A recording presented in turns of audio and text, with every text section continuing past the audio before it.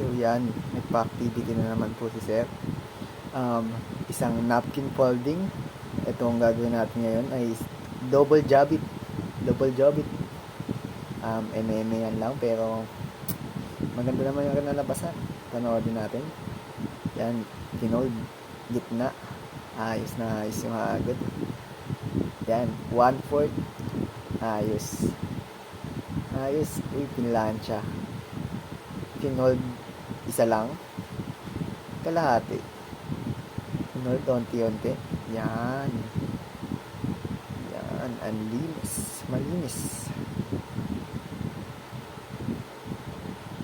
O yung isa naman, ganun din. Dapat magkatapat. Ayun, reverse. Yan.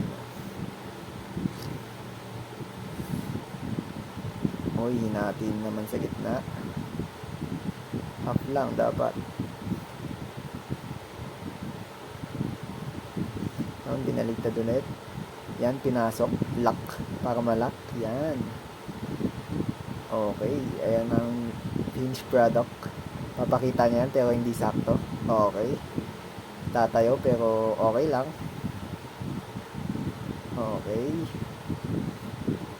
Yan. Thank you.